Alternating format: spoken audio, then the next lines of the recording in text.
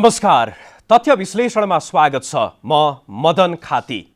दर्शकवृन्द, निकै लामो समयपछि तथ्य विश्लेषणको नयाँ अङ्कसहित पुनः उपस्थित भएका छौँ। यहाँहरूलाई थाहै छ, हामी तथ्य विश्लेषणमा देश र दुनियाँका पछिल्लो राजनैतिक, आर्थिक, सामाजिक र समसामयिक विषयवस्तुको विश्लेषण गर्छौँ। तथ्यमा आधारित रही राष्ट्रिय हितलाई केन्द्रमा राखी हामी हरेक विषयवस्तुको सूक्ष्म विश्लेषण गर्छौँ। तपाईहरू समक्ष अब हामी नियमित रूपमा हरेक हप्ताको मङ्गलबार र शनिबार राति 8:45 देखि 9:30 बजेसम्म देश र दुनियाँका खबरको विश्लेषण सहित उपस्थित हुनेछौँ। अब आजको विषयवस्तुतर्फ लागौँ। आजको तथ्य विश्लेषणको अङ्कमा हामी भारत चीन बीचको तनावपूर्ण सम्बन्ध, लिम्पियाधुरा सहितको नक्सा निशान छापमा राख्न प्रस्तुत गरिएको संविधान संशोधन विधेयक राष्ट्रपतिबाट प्रमाणीकरण भएपछिको अवस्था र अब भूमि नै फिर्ता ल्याउनको लागि नेपालले गर्नुपर्ने कार्य, त्यस्तै गरी नेपालको पहिलो जलविद्युत आयोजनाको विश्लेषण गर्नेछौँ।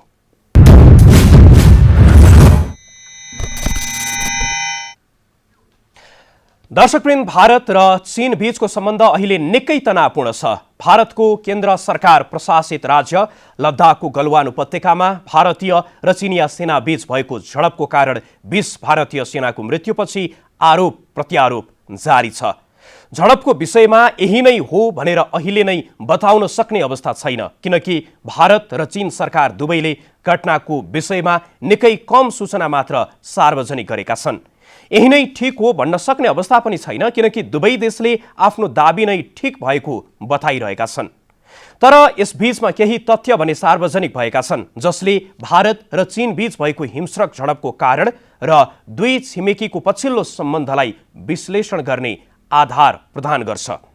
भारत र चीन बीच भएको जुन 15 को झडपको मुख्य कारण हो भारत र चीन बीच गलवान उपत्यकालाई लिएर भएको सीमा विवाद।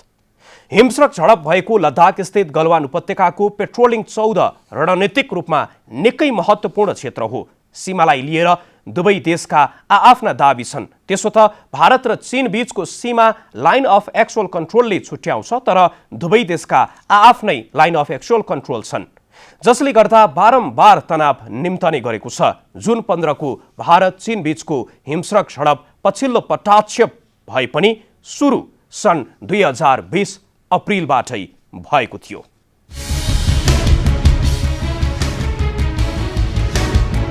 सन् 2020 भारत र चीन बीच भएको पछिल्लो भिडन्तलाई बुझ्न सन् 2020 अप्रिलमा पुग्नुपर्छ। सन् 2020 अप्रिलमा भारतले भारत चीन सीमा नजिक सडक पुलको निर्माण गर्यो।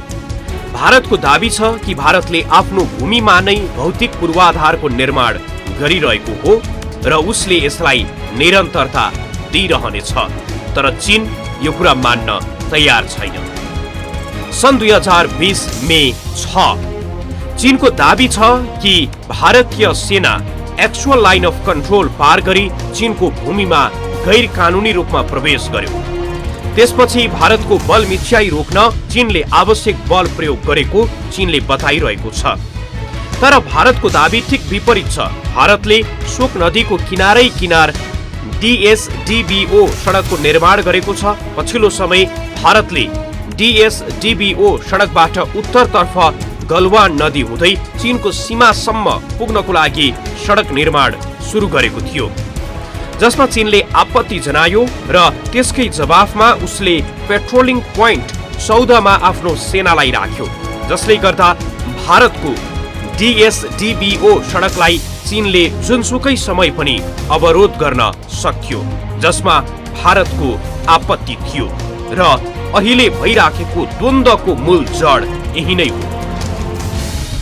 सन् 2020 जुन 6 मा भारत चीन सीमा तनावलाई कम गर्ने विषयमा सहमति पनि भयो। चीनको दाबी छ कि भारतले सडक निर्माणदेखि चिनिया भूमिमा पेट्रोलिङ पनि नगर्ने र क्रमशः आफ्नो सेना फिर्ता लग्ने सहमति गरेको थियो। तर भारतीय मिडियाको अनुसार चीनले गलवान उपत्यकाबाट आफ्नो सेनालाई फिर्ता लैजाने सहमति गरेको थियो। सन् 2020 जुन 15 चीनको दाबी अनुसार भारतीय सेना चीनको भूमिमा प्रवेश गर्यो। चिनिया सेना बसिरहेको टेन्ट भत्कायो, जसले गर्दा हिंस्रक झडप भयो र भारतीय 20 सैनिकको मृत्यु भयो। यस झडपको विषयमा भारतको फरक मत छ। भारतीय मिडियाको अनुसार भारतीय सैनिक सहमति अनुसार नै चिनिया सेना तोकिएको स्थानबाट हट्यो वा हटिएन, अनुगमन गर्नको लागि त्यहाँ पुगेको थियो। तर चिनिया सेनाले धोकापूर्ण रूपमा भारतीय सेनालाई आक्रमण गर्यो र 20 भारतीय सैनिकको मृत्यु भयो। तर चीन भने भारतीय सेनाको मृत्युको कारण समयमा उपचार नपाएको कारण हो भनिरहेको छ। त्यसकारण तनावलाई नबढाउन उसको आग्रह पनि छ। सन् 2020 जुन 17 मा भारतीय विदेश मन्त्री एस जयशंकर र चिनिया समकक्षी वाङ यी बीच टेलिफोन संवाद भयो। टेलिफोन मार्फत चिनिया विदेश मन्त्रीले गलवान उपत्यकामा भारतीय सेनाको उक्साहटका कारण हिंस्रक झडप भएको हुँदा गहन अनुसन्धान गरी झडप गर्न उस्काउनेलाई कारबाही गर्न माग राखे। तर भारतीय प्रधानमन्त्रीले भने आफ्नो सेनालाई सीमामा पूर्ण छुट दिएको बताइसकेका छन्। पछिल्लो समय भारत र चीन सीमाको अनुगमनका लागि भारतीय फाइटर प्लेन मिराज पनि हवाई गस्ती गर्न तनावपूर्ण क्षेत्रमा पुगेको थियो। हो, भारत र चीनका आफ्नै दाबी छन्। दुवै देशले हिंस्रक झडपको विषयमा सूचना लुकाएका छन्। जति सार्वजनिक छन् ती पनि विरोधाभासपूर्ण छन्। भारतले जुन 15 मा घटना भए पनि जुन 16 सम्म 3 जनाको मात्र मृत्यु भएको भन्यो। जुन 17 मा आइपुग्दा 17 थपी मृतकको संख्या 20 पुग्यो र जुन 19 सम्म आइपुग्दा त 10 भारतीय सेना चीनको नियन्त्रणमा रहेको नै सार्वजनिक भयो। चीनले बन्दी बनाएका भारतीय सेना मुक्त भइसकेका छन्। भारतीय मिडियाले 43 चिनिया सेनाको मृत्यु भएको भने पनि विश्वास गर्न सकिने आधार छैन। उता चीनले पनि आफ्नो तर्फ पनि मानवीय क्षति भएको सार्वजनिक गरेको छ, तर संख्या भने यकिन छैन। भारत र चीनको पछिल्लो हिंस्रक झडपले भारतीय पक्ष आश्चर्यचकित भए पनि भारत र चीन बीच युद्ध र तनावको लामो इतिहास छ। भारत र चीन आमन्ने सामान्य। नेपाल र पाकिस्तानसँग सीमा विवादमा रहेको भारत अब भिड्दै चीनसँग। भारत र चीन बीचको आरोप प्रत्यारोप बीच वास्तविकता के? जुन 15 मा लद्दाखको गलवान उपत्यकामा भारत र चीनका सेनाबीच बिना हतियार भएको हिंस्रक झडपमा 20 भारतीय सेनाको मृत्यु भयो। चिनिया सेनातर्फ पनि मानवीय क्षति भएको बताइए पनि संख्या गोप्य राखिएको छ। भारतीय र चिनिया सेना बीचको झडपपछि अहिले भारत र चीन कूटनीतिक वार्ताबाट सीमा विवाद समाधान गर्ने र तनावलाई कम गर्न सहमत भएका छन्। तर पनि दुई देश बीचको झडपको कारणलाई लिएर आरोप प्रत्यारोप चलिरहेको छ। भारतका 20 सैनिकको मृत्युपछि प्रतिक्रिया जनाउँदै भारतीय प्रधानमन्त्री नरेन्द्र मोदीले आफ्ना सैनिक मर्दा मर्दै मरेको र सेनाको बलिदान खेर जान नदिने बताए। और हमारे दिवंगत शहीद वीर जवानों के विषय में देश को इस बात का गर्व होगा कि वे मारते मारते मरे हैं।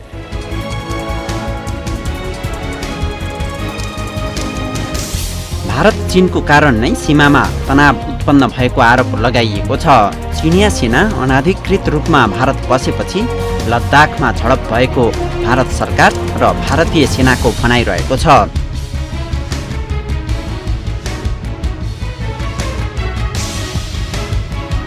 भारतको विदेश मन्त्रालयका प्रवक्ता अनुराग श्रीवास्तवले जारी गरेको विज्ञप्तिमा चिनिया पक्षले दुई देश बीचको सहमतिलाई उल्लङ्घन गरेको आरोप लगाइएको छ। यता चीनले भने भारतीय पक्षको आरोप खण्डन गरेको छ। भारतीय सेना गलवान उपत्यकामा life of actual control LAC नागेर सुनियोजित रूपमा उत्तेजक आक्रमणमा ओर्लेपछि झडप भएको चीनले बताएको छ।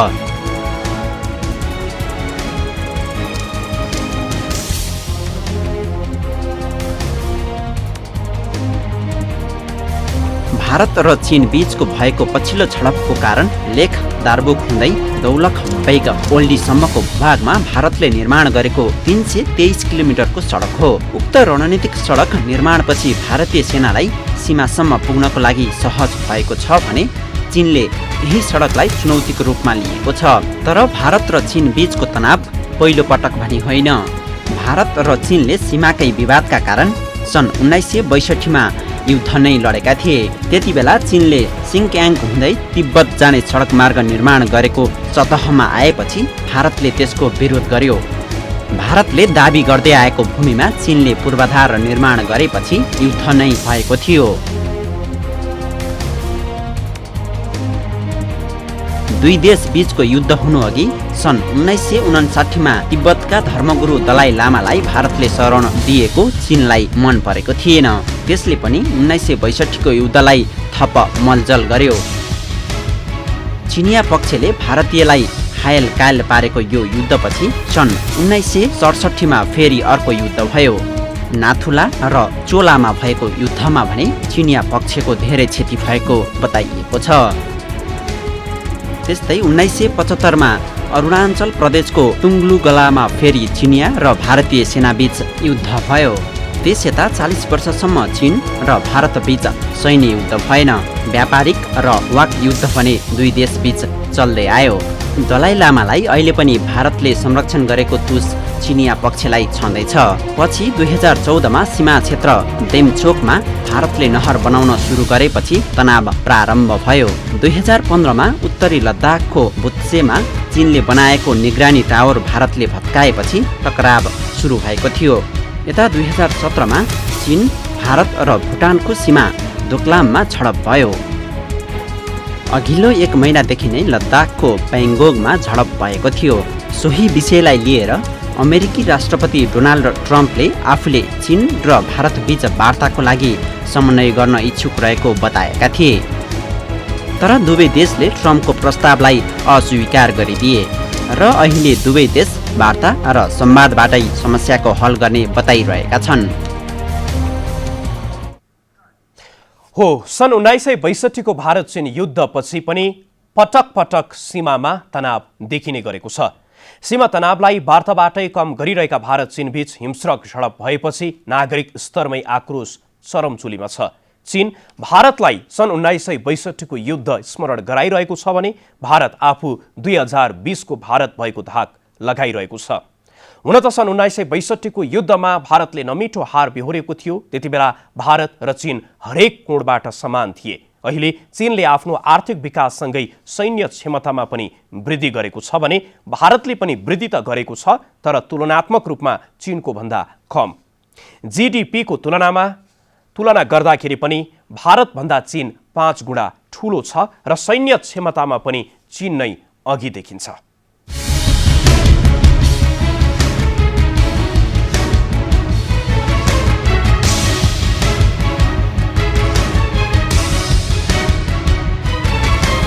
लद्दाखमा गत जुन 15मा भएको झडपपछि भारत र चीन बीच अहिले को बलियो होला भन्ने जिज्ञासा सर्वत्र छ।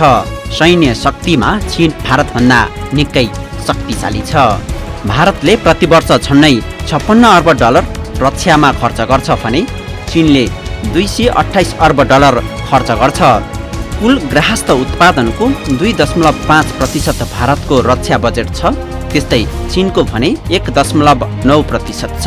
तथ्याङ्क अनुसार भारतमा 21,40,000 सैनिक र अर्धसैनिक बल छन्। यता चीनको भने 23 लाख सैनिक छन्। भारतसँग 4,426 सैन्य ट्याङ्क छन् भने चीनसँग 7,760 छ। भारतसँग युद्धक गाडी 5,681 छ भने चीनसँग 6,000 छ। भारतसँग 5,067 तोप छ भने चीनसँग 9,726 तोप छन्। रकेट तोप भारतसँग 292 वटा छन् भने चीनसँग 1770 छ। भारतसँग सैन्य हेलिकप्टर 725 र चीनसँग 1170 वटा छन्। नौसैनिकको तथ्याङ्क अनुसार भारतसँग कुल युद्धतोप 214 वटा छन्। चीनसँग 780 वटा। भारत र चीन दुवैसँग युद्धक विमान वाहक नौसैनिक जहाज समान 2 वटा छन्। दुश्मनको जहाज ध्वस्त पार्न सक्ने भारतसँग 11 र चीनसँग 36 वटा छन्। ब्रिगेड भारतसँग 15 र चीनसँग 54 वटा छन्। कोरभेट भारतसँग 24 र चीनसँग 42 वटा छन्। समुद्रभित्र युद्ध गर्न सक्ने सबमेराइन भारतसँग 15 र चीनसँग 76 वटा छन्। त्यसैले ठूला सैन्य शक्ति भएका यी दुई देशबीच युद्ध भएमा खतरनाक अवस्था आउन सक्छ। दुवै देशसँग आणविक हतियार रहेकाले युद्ध भएमा घातक हुन सक्छ। सैन्य शक्तिमा चीन भारतभन्दा अघि भए पनि चीन अहिले विश्वमा एक्लो छ। चीन अमेरिकासँग व्यापार युद्धमा छ। चीन र अस्ट्रेलिया बीच तनाव छ। चीनको नजिकको मित्र रसिया भारतको पनि मित्र राष्ट्र हो, जसका कारण भारत विरुद्ध रसिया उभिने सम्भावना निकै कम छ। चीनको दक्षिण कोरिया र जापानसँग पनि सम्बन्ध राम्रो छैन। त्यसकारण भारत र चीन बीच युद्ध भइहाल्यो भने पनि चीनको विरुद्ध भारत एक्लै हुने छैन भन्ने धेरै भारतीय रक्षा विशेषज्ञको बुझाइरहेको छ। तर चीन भने भारतलाई बारम्बार सन् 1962 को पराजय याद गर्न आग्रह गर्छ, जति बेला चीन र भारत समान क्षमतामा थिए। अहिले चीन धेरै माथि गइसकेको हुँदा चीन क्षमताबारे भ्रममा नरहन भारतलाई चीनको अनुरोध छ। सैन्य क्षमतामा जो जति नै शक्तिशाली भए पनि युद्ध दुवै देशको पक्षमा छैन। यदि भारत र चीन बीचको तनाव बढ्यो भने फाइदा पश्चिमालाई हुनेछ, घाटा दुवै देशलाई, अझ बढी भारतलाई हुनेछ।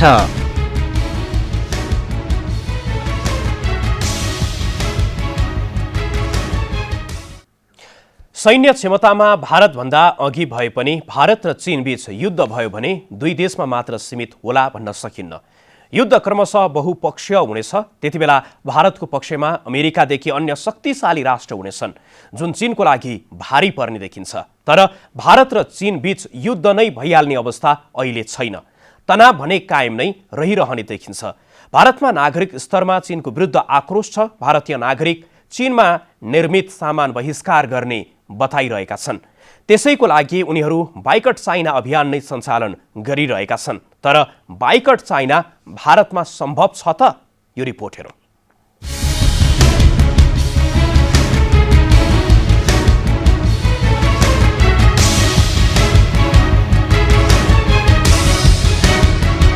चीनमा उत्पादित सामान बहिष्कार गर्दै भारतीय नागरिक, क्षणिक आवेग वा आत्मनिर्भरतातर्फको बाटो।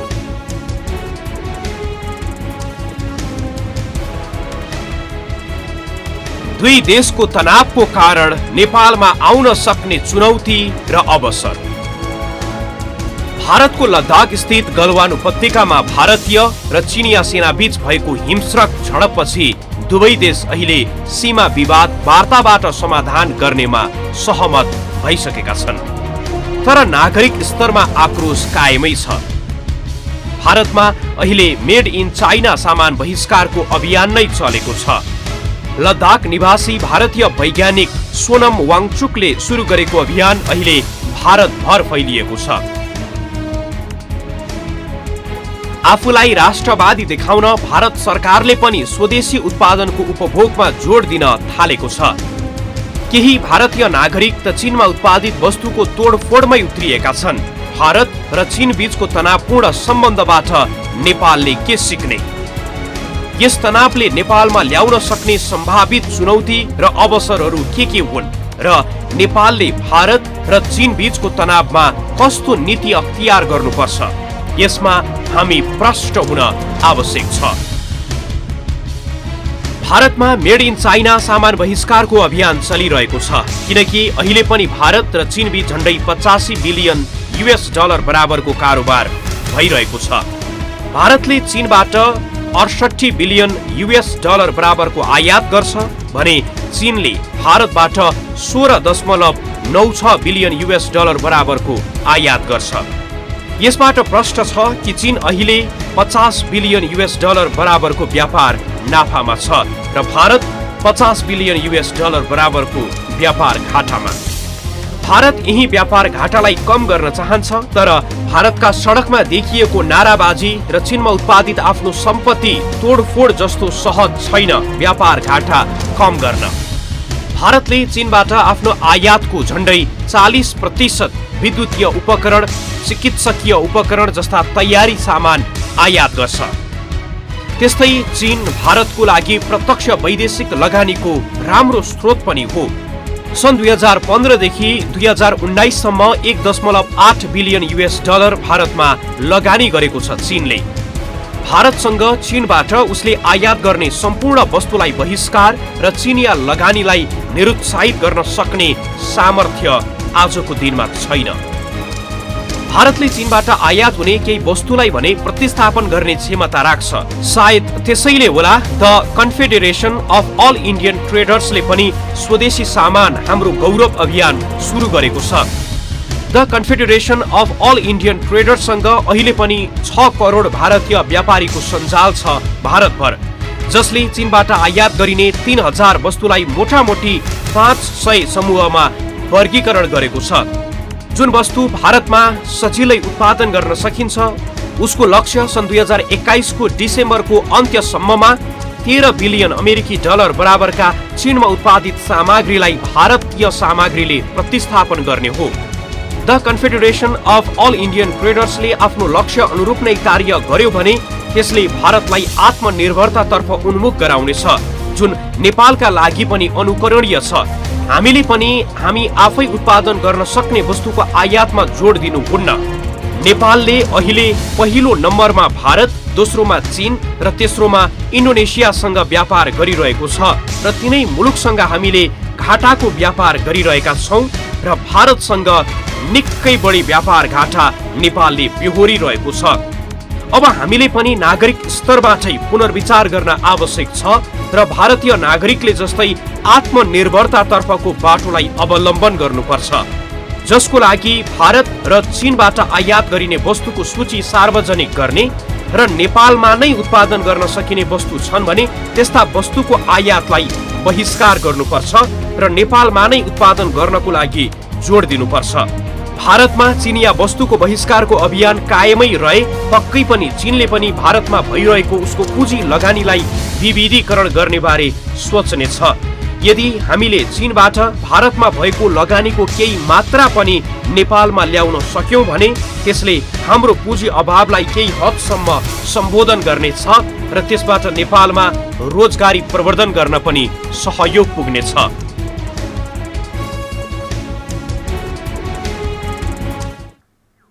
हो, अहिले पनि भारत र चीन बीच 85 बिलियन अमेरिकी डलर बराबरको व्यापार छ।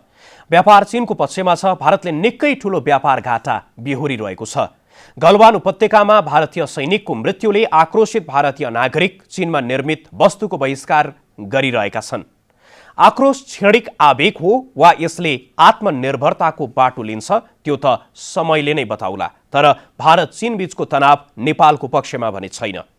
भारत र चीन बीच भएको सन् 1962 को युद्धकै बेला हो भारतीय सेनाले नेपालको काला पानी कब्जा गरेको। अहिलेसम्म पनि उनीहरू नेपाली भूमिमै परेड खेलिरहेका छन्। नेपालले आफ्नो नयाँ प्रशासनिक तथा राजनैतिक नक्सा प्रकाशनसँगै आफ्नो त्यही गुमेको भूमि फिर्ताको प्रयास गरिरहेको छ। भारत र चीन बीच सम्बन्ध निकै तनावपूर्ण रहेको समयमा नेपालले पनि निकै चनाखो भई आगामी कदम चाल्नु आवश्यक छ।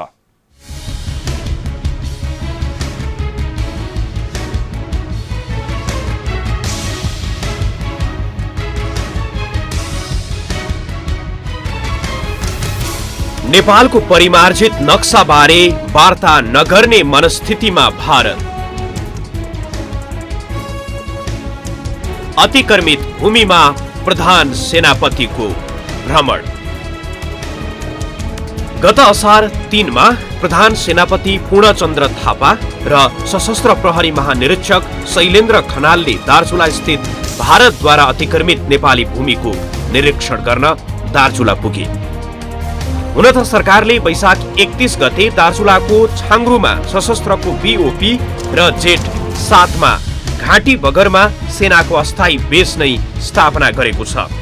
सीमा सुरक्षाको लागि सशस्त्र प्रहरी र सडकको सुरक्षाका लागि सेनाको उपस्थिति त्यस स्थानमा भए पनि सेना र सशस्त्र प्रहरीको त्यस स्थानमा उपस्थिति निकै महत्त्वपूर्ण छ, किनकि भ्रमण भारत र चीन बीच लद्दाख स्थित गलवान उपत्यकामा भएको हिंस्रक झडपको ठीक 2 दिनपछि भएको छ। सेनापति पूर्णचन्द्र थापा, सशस्त्र महानिरीक्षक शैलेन्द्र खनालको भ्रमणले नेपाल नक्सा परिमार्जन गर्ने मात्र होइन आफ्नो भूमि फिर्ता ल्याउन पनि उत्तिकै प्रतिबद्ध छ भन्ने संकेत गरेको छ। तर लिम्पियाधुरा, लिपुलेक र कालापानी बारे भारतले नेपालसँग तत्काल वार्ता नगर्ने रणनीति लिएको छ। भारतको दाउ जसरी भए पनि नेपाललाई अलमलमै राख्ने रहेको छ।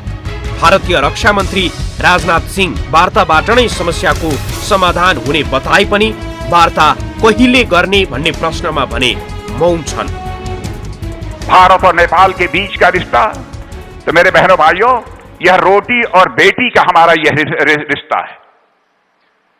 दुनिया की कोई ताकत इस रिश्ते को तोड़ नहीं सकती है।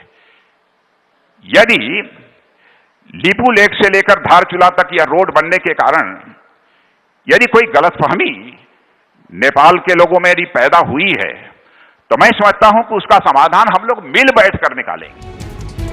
भारतको विदेश मन्त्रालय पनि वार्ताबाट समस्या सम्बोधनका लागि तयारी गर्नुको साटो उल्टो नेपाललाई दोषारोपण गर्न लागि परेको छ। नेपालको प्रतिनिधि सभाले परिमार्जित नक्सालाई संविधानको अङ्गको रूपमा स्वीकारेपछि नै भारतीय विदेश मन्त्रालयले भनेको थियो नेपालको प्रतिनिधि सभाले भारतीय क्षेत्रको केही अंश समावेश गर्न नेपालको नक्सा परिवर्तन गर्न संविधान संशोधन विधेयक पारित गरेको हामीले नोट गरेका छौं। यस विषयमा हामीले पहिले नै आफ्नो धारणा स्पष्ट गरिसकेका छौं। नक्साको कृत्रिम विस्तार ऐतिहासिक तथ्य र प्रमाणमा आधारित छैन र यसले सीमा विवाद वार्ता मार्फत समाधान गर्ने हाम्रो समझदारीको पनि उल्लङ्घन गरेको छ। त्यस्तै भारतले मे 20 मा पनि यस्तै विज्ञप्ति जारी गरेको थियो, जसमा भनिएको छ नेपाल सरकारले आफ्नो नेपालको संशोधित आधिकारिक नक्सा जारी गरेको छ, जसमा भारतीय क्षेत्रको केही अंश समावेश छन्। यो एकतर्फी कार्य ऐतिहासिक तथ्य र प्रमाणमा आधारित छैन। यो कूटनैतिक वार्ताको माध्यमबाट सीमा सम्बन्धी मुद्दाहरूको समाधान गर्ने द्विपक्षीय समझदारी विपरीत हो। यस्तो कृत्रिम विस्तार भारतले स्वीकार गर्दैन। नेपाल यस विषयमा भारतको स्थिर स्थितिसँग राम्ररी परिचित छ र हामी नेपाल सरकारलाई यस्तो अनुचित कार्टोग्राफिक दाबीबाट टाढा रहन र भारतको सार्वभौमिकता र क्षेत्रीय अखण्डताको सम्मान गर्न आग्रह गर्दछौं। हामी आशा गर्दछौं कि नेपाली नेतृत्वले सीमा क्षेत्रका विवाद कूटनैतिक वार्ताको माध्यमबाट समाधान गर्न सकारात्मक वातावरण सिर्जना गर्नेछ।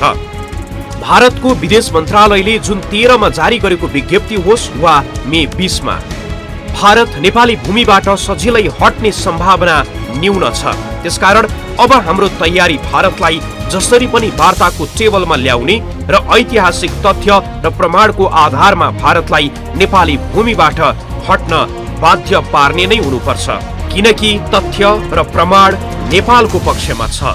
यो कामको लागि 1816 को सन्धि सुगौली ट्रिटीको हो, त्यो बेसलाइन हो।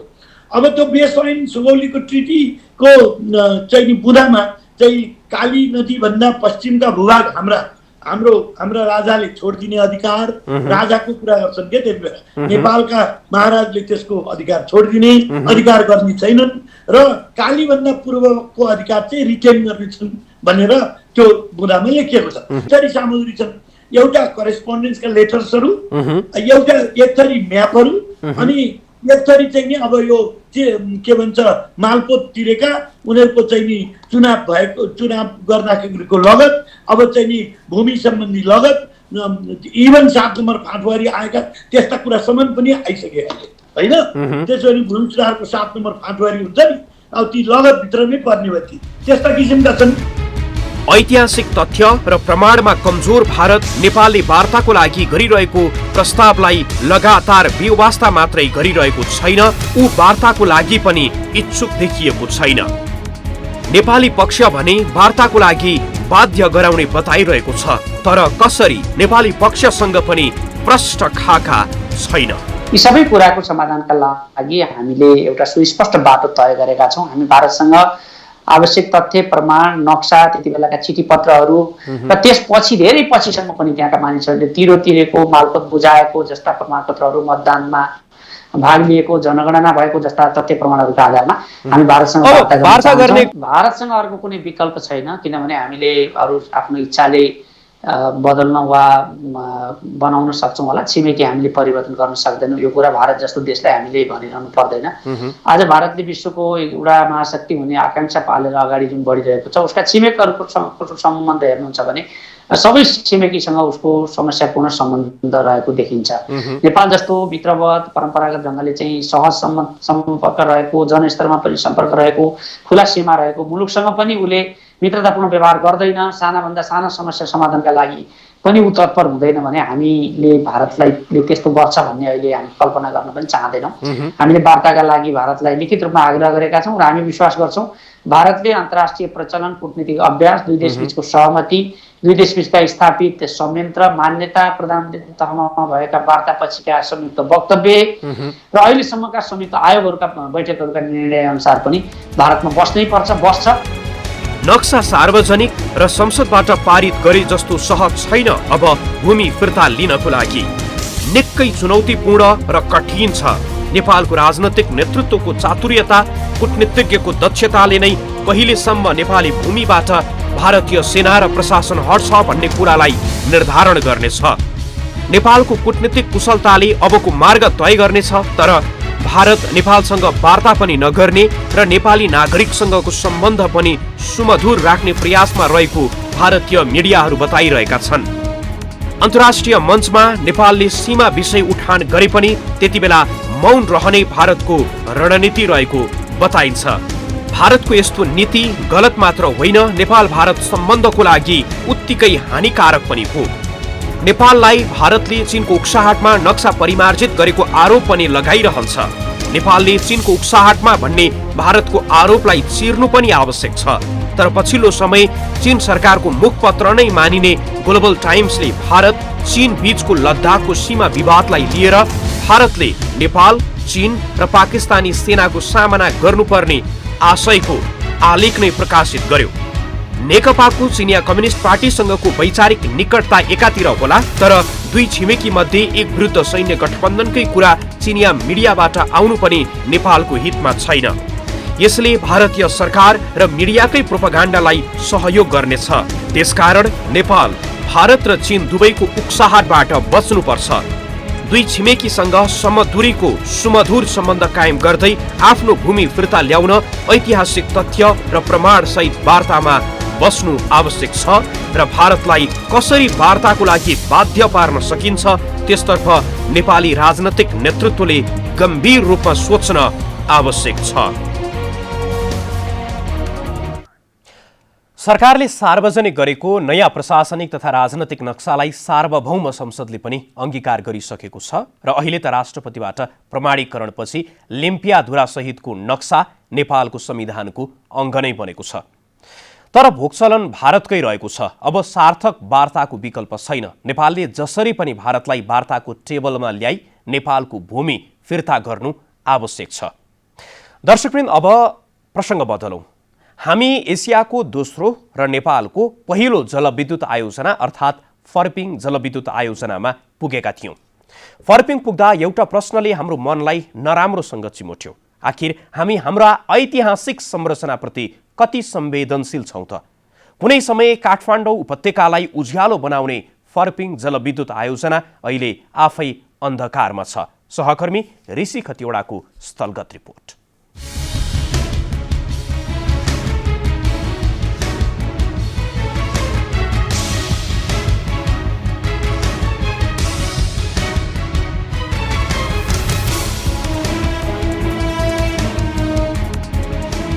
एसियाकै दोस्रो अनि देशकै पहिलो जलविद्युत आयोजना।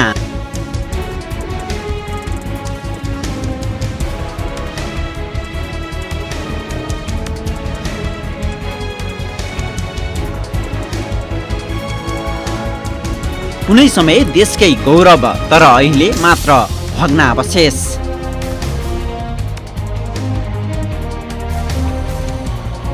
सन् 1968बाट चन्द्रज्योति नामबाट यस विद्युत गृहमा विद्युत उत्पादन भएको थियो। 2038 साल यता यस विद्युत गृहबाट विद्युत उत्पादन हुन सकेको छैन। ललितपुरका विभिन्न स्थानमा पानीको आपूर्ति गर्नुपर्ने कारण पनि यस विद्युत गृहले पानी पाएन र अहिले यहाँका मेसिनहरू जीवित छन् तर विद्युत भने उत्पादन हुन सकिरहेको छैन।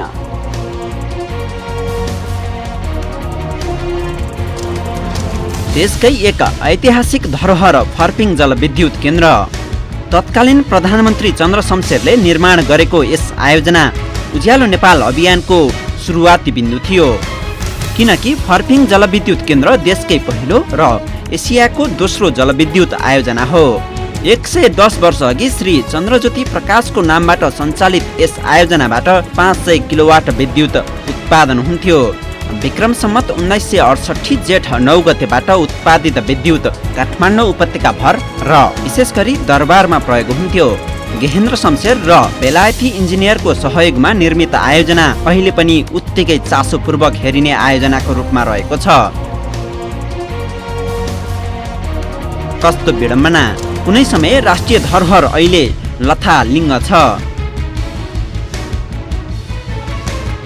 1 शताब्दी पार गरिसकेको ड्याम, मेसिन, पाइप, टर्बाइन, भौतिक संरचना अहिले पनि उस्तै देखिन्छन्।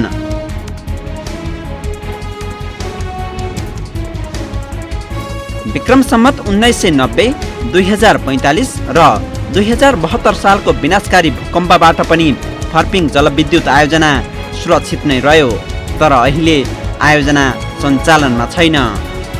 2038 सालबाट चाहिँ नि अनि यसलाई चाहिँ नि अब उता खानेपानीको उता पाटन एरियालाई खानेपानीको चाहिँ नि आवश्यक परेको हुनाले चाहिँ नि यसलाई चाहिँ नि बन्द गरिएर चाहिँ नि खानेपानीमा चाहिँ नि उता अहिले वितरणको लागि गरिरहेको छ। खानेपानी पिउनको लागि हामीले स्टार्ट गर्न सक्छौँ, तर चालु गर्दाखेरि अब पहिलेको जति चाहिँ नि लोड चाहिँ लिन सक्दैन मैले। फर्पिङ जलविद्युत केन्द्रले राजधानीवासीलाई लगातार 60 वर्षसम्म उज्यालो दियो, तर अहिले उज्यालो दिने विद्युत केन्द्र स्वयं अन्धकार छ। 2038 सालमा 7 मुले, उटानी खोला र शेष नारायण खोलाबाट बग्ने पानी ललितपुरका विभिन्न स्थानमा पुर्याएपछि जलविद्युतले पानी पाएन र अहिलेको अवस्था आएको हो। पछि 1992 मा सुन्दरीजलको पानीबाट पनि 640 किलोवाट विद्युत उत्पादन भयो, तर सुन्दरीजलको पानी पनि राजधानी भित्राउनु पर्ने भएपछि सुन्दरीजलबाट विद्युत उत्पादन हुन सकेन। 2038 सालमै तत्कालीन समयको देशकै ठूलो जलविद्युत आयोजनाका रूपमा रहेको कुलेखानीबाट विद्युत उत्पादन भएपछि देशकै पहिलो र ऐतिहासिक विरासत बोकेको फर्पिङ जलविद्युत केन्द्र छायामा परेको हो। कुलेखानी जलविद्युतबाट 60,000 किलोवाट विद्युत उत्पादन भएपछि सानो आयोजनाको रूपमा रहेको फर्पिङ जलविद्युत केन्द्रको आवश्यकता महसुस नगरिनु नै यसका लागि अभिशाप भयो र त्यसपछि नै फर्पिङको विद्युत उत्पादनको लागि प्रयोग गरिएको पानी खानेपानीको रूपमा ललितपुरका विभिन्न स्थानमा लगियो। रोचक तथ्य।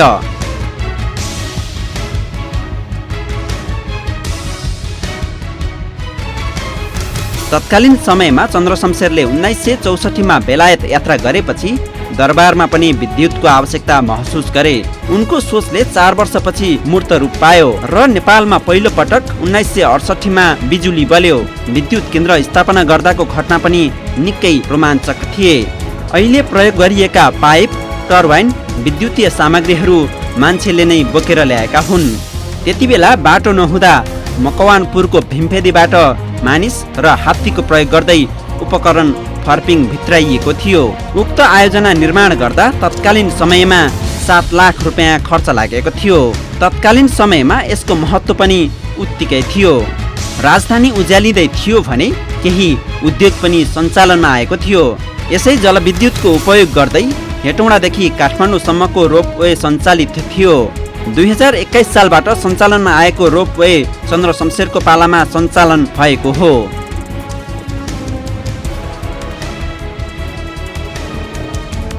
हुन त उक्त रोपवे पनि पछिल्लो 20 वर्ष यता पूर्ण रूपमा बन्द छ। अहिले रोपवे पनि भग्नावशेष नै रहेको छ। अमेरिकी आर्थिक सहयोगमा निर्माण भएको रोपवे विक्रम सम्मत 2058 मा प्रधानमन्त्री शेरबहादुर देउवा सरकार नेतृत्वले हटाउने निर्णय गरेको थियो। यसले पनि विगतका सरकार देशका ऐतिहासिक धरोहरलाई संरक्षण गर्दै क्षमता अभिवृद्धि गर्ने पक्षमा थिएनन् भन्ने प्रश्न हुन्छ।